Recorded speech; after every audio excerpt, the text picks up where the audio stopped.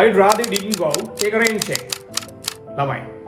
ඔයාලට කවුරු හරි කෙනෙක් කියනවා යන්න එපා. යන්න එපා. ඉංග්‍රීසි වල යන්න එපා කියලා ළමයි don't go. හැබැයි ඒ මිනිස්සයාම ඔයාලට මෙහෙම කියනවා. මං වැඩිපුර කැමති ඔයා නොගිහින් ඉන්නවට. මං වැඩිපුර කැමති ඔයා යන්න නැතුව ඉන්නවට. මේ දෙකම ළමයි එකම අදහස එන්නේ. නොයා ඉන්න කියලා කියන්නේ. හැබැයි යන්න එපා කොහම ළමයි ඩිරෙක්ට් කමාන්ඩ් එක ඍජු විධානයක්. හරිද? හැබැයි මෙහෙම කිව්වම මං වැඩිපුර කැමති ඔයා නොගිහින් ඉන්නවට කිව්වම ඒක හරිම ළමයි soft මෘදුයි. ඒ වගේම polite ශිෂ්ට සම්පන්නයි ආචාරශීලී. ළමයින්ට පැහැදිලිද? හරි. දැන් ළමයි ඒක පොඩ්ඩක් සිංහලෙන් පුරුදු වෙමුකෝ. කෝල් කරන්න එපා. ඒක මෙහෙම කියන්නේ. මං වැඩිපුර කැමති ඔයා කෝල් නොකර ඉන්නවා. හම්බ වෙන්න එපා යාව. ඒක මෙහෙම කියන්නේ. මං වැඩිපුර කැමති ඔයා යාව හම්බ වෙන්න නැතුව ඉන්නවා. මෙන්න මේ රටාව බලමු ළමයි. අර එපා වෙනුවට මෙන්න මේ විදිහට කියන ලස්සනයි. හරි ශිෂ්ට සම්පන්නයි. හරි අහගන්න ඕනේ. මං වැඩිපුර කැමති ඔයා නොගිහින් ඉන්නවා. මෙන්න ළමයි මේ වැඩිපුර කැමති කියලා ඉංග්‍රීසි වලින් අපි කියන්නේ would rather. මෙන්න මෙහෙමයි යන්නේ අපේ ස්ට්‍රක්චර් එක. ඉස්සරහට දාන්න IV they හරි මොකක් හරි එන්න ඕනේ ඉස්සරහට.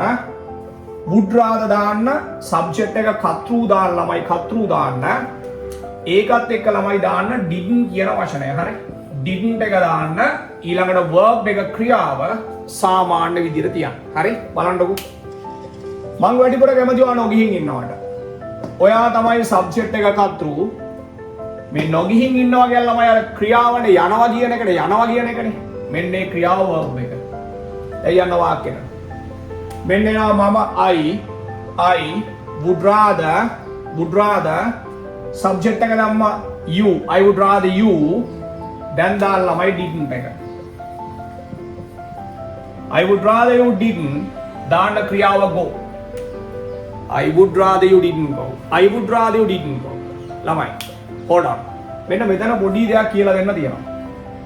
didn't go කිව්වම ළමයි මෙතන අතීත අදහසක් එන්නේ නැහැ. එතන තියෙන ළමයි වර්තමාන අදහසක්. පටල ගන්න එපා හොඳේ. හරි. I would rather you didn't go. ඒ වගේම තව දෙයක් කියන්න ඕන අපි ඉංග්‍රීසි වල I would එක ළමයි සාමාන්‍යයෙන් කෙටි කරාම කියනවා I'd කියලා කියනවා. I'd.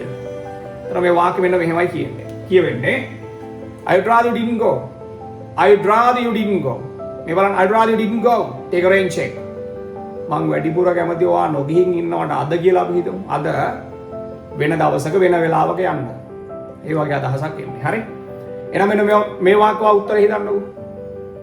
මං වැඩිපුර කැමති ඔයා මේ ප්‍රශ්නය ඕනවට වඩා හිතන්න නැතුව ඉන්නවට. මං වැඩිපුර කැමති ඔයා මේ ප්‍රශ්නේ ඕනවට වඩා හිතන්න නැතුව ඉන්නවට.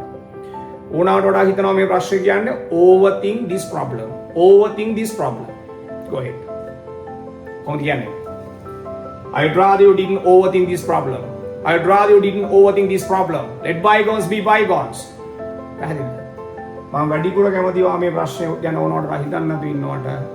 ගිය දේවල් ගියාව. Let bygones be bygones. ලස්සන රටාවක්. Thank you very much. Have a good one. Cheers.